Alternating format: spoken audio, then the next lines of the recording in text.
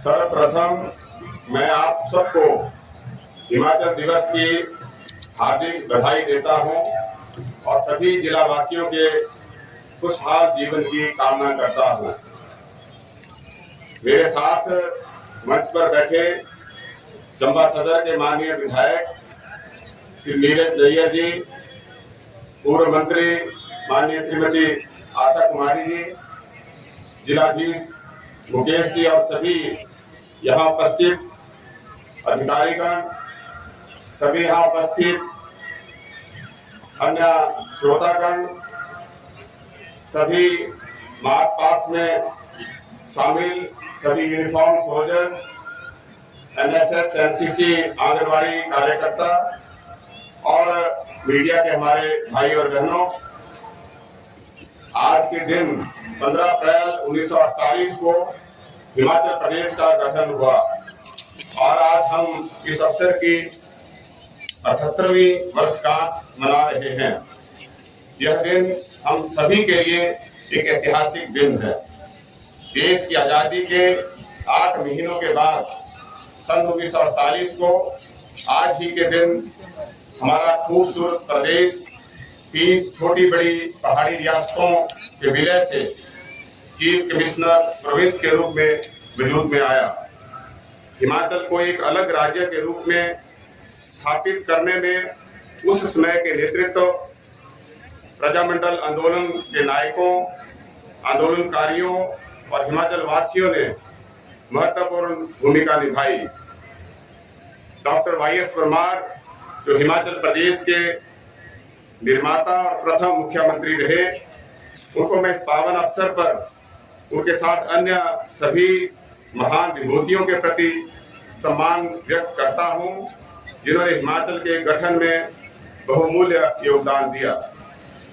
मैं वीर भूमि हिमाचल के उन स्वतंत्रता सेनानियों और बहादुर सैनिकों को भी श्रद्धा सुमन अर्पित करता हूं, जिन्होंने राष्ट्र की एकता और अखंडता के लिए सर्वोच्च बलिदान दिया।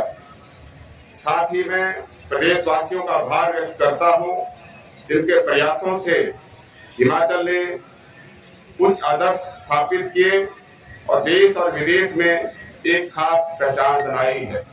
आज हम प्रदेश के बाहर जाते हैं तो हिमाचल के लोग, हमारे अन्य सभी उनके ऊपर भरोसा करते हैं। आज सभी हम भरोसे का प्रतीक माने जाते हैं। हमें इन मूल्यों को संजो के रखना है ताकि जो हमारे पूर्व की पीढ़ियों ने ये मूल्य स्थापित करते हुए अपना जीवन जिया है और उसी विश्वसनीयता को हमने और 4 चांद लगाते हुए आगे इसको बरकरार रखना है। हमारी सरकार पिछले 3 वर्षों से सम्मानीय मुख्यमंत्री श्री सुखविंदर सिंह सुक्खू के नेतृत्व में व्यवस्था परिवर्तन के मूल मंत्र पर कार्य करते हुए प्रदेश के विकास और जन कल्याण की दिशा में आगे बढ़ रही है। हमारा संकल्प है कि आने वाले वर्षों में हिमाचल प्रदेश आत्मनिर्भर और देश का सबसे समृद्ध राज्य बनकर उभरे।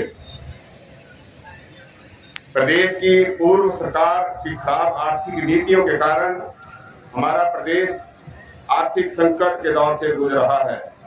पूर्व सरकार हम पर 76,000 करोड़ रुपए से अधिक का कर्ज तथा कर्मचारियों की देनदारियों के रूप में लगभग 10,000 करोड़ रुपए का आर्थिक बोझ छोड़कर गई है। पूर्व सरकार के खराब वित्तीय प्रबंधन के कारण आज हिमाचल को कर्ज का मूल और ब्याज चुकाने के लिए भी कर्ज लेना पड़ रहा है।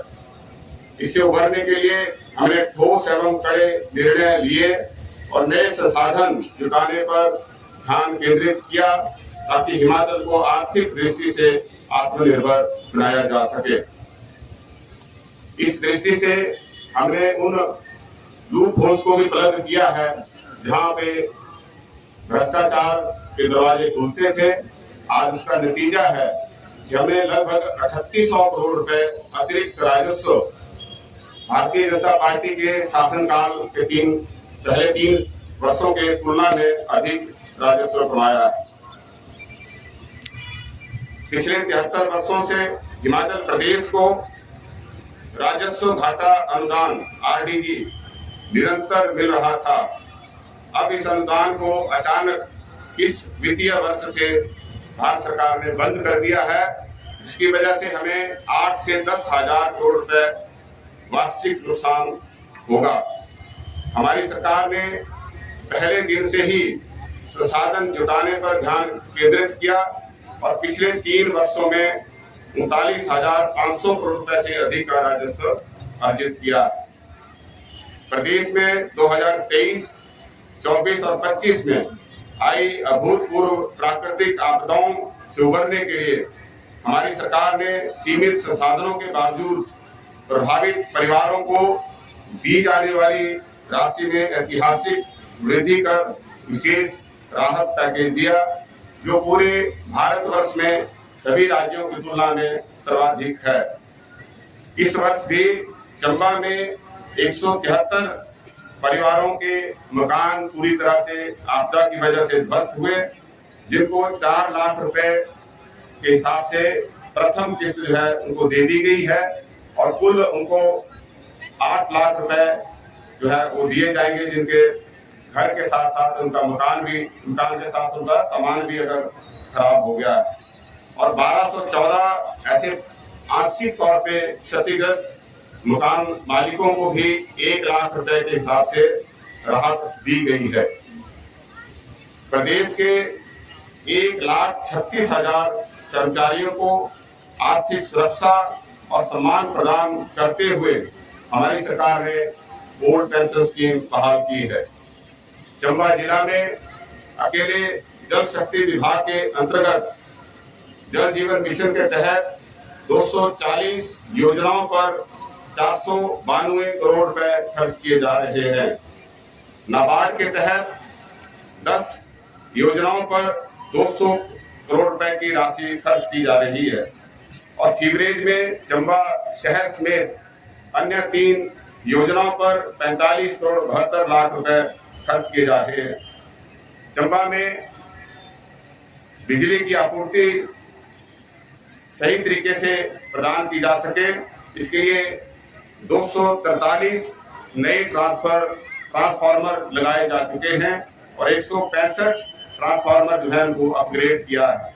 इसके अतिरिक्त सैकड़ों किलोमीटर HT और LT लाइनें भी स्थापित की गई है या उनको नए कंडक्टर के साथ जो है चेंज किया गया है।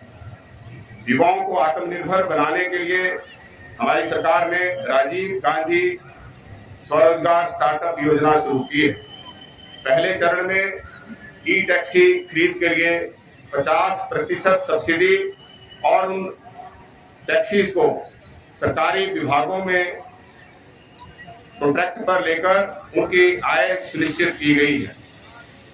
दूसरे चरण में राज्य सरकार ने निजी भूमि पर 100 किलोवाट से 2 मेगावाट तक के सौर पैनल स्थापित करने के लिए ब्याज पर सब्सिडी प्रदान करने के लिए 4% सब्सिडी गैर जनजातीय क्षेत्रों में और 5% सब्सिडी जनजातीय क्षेत्रों में देने का प्रावधान किया है।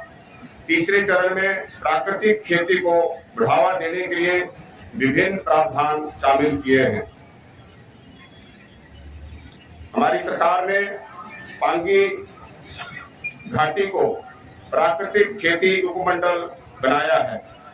यहाँ पर किसानों द्वारा प्राकृतिक रूप से उगाई जा रही जौ की न्यूनतम खरीद मूल्य 80 रुपए प्रति किलो के हिसाब से सुनिश्चित किया है।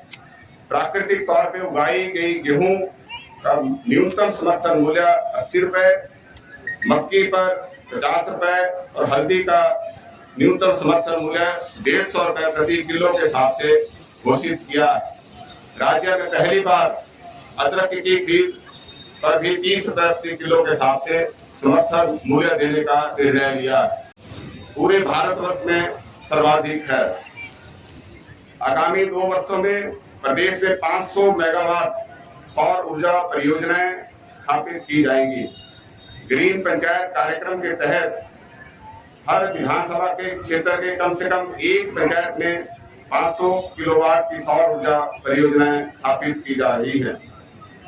हमारी सरकार ने पशुपालकों को आर्थिक तौर पर संपन्न बनाने के लिए और युवा घर के नजदीक गांव में ही स्वरोजगार को अपना सके। इसके लिए गाय के दूध का समर्थन मूल्य 32 रुपए से बढ़ाकर 61 रुपए प्रति लीटर और भैंस के दूध पर 47 से 71 रुपए प्रति लीटर के हिसाब से घोषित किया है। भेड़ और बकरी पालकों के लिए हमारी सरकार ने एक पहल नाम से नई योजना शुरू की है, जिसके ऊपर लगभग 300 करोड़ रुपए खर्च किए जाएंगे। हमारी सरकार ने चंबा जिला में 5 गौ सदन में लगभग 425 गौवंश के सही पालन पोषण के लिए 1200 रुपए प्रति एनिमल के हिसाब से उनको प्रति महीना सहायता राशि दी जा रही है। बनौता में 4 करोड़ रुपए की लागत से भेड़ प्रजनन केंद्र जो है स्थापित किया गया है, इसको शीघ्र जो है ऑपरेशन कर दिया जाएगा। और इसके अतिरिक्त जो मुख्यमंत्री मछुआरा सहायता योजना के तहत जहां पिछली सरकार के समय में उसे 15% रॉयल्टी ली जाती थी, हमने उसको घटाकर 1% कर दिया है। और जब मछली पकड़ने पे ब्रीडिंग सीजन के समय प्रतिबंध होता है, उस समय उनको जो लॉस ऑफ एम्प्लॉयमेंट है उसको कंपनसेट करने के लिए 3,500 रुपए प्रति मछुआरा के हिसाब से देने का प्रावधान किया है। चंबा जिला में लोक निर्माण विभाग के तहत 182 किलोमीटर नई सड़कें निर्मित किए हैं पिछले 3 सालों में, जब से कांग्रेस पार्टी की सरकार हिमाचल प्रदेश में बनी है।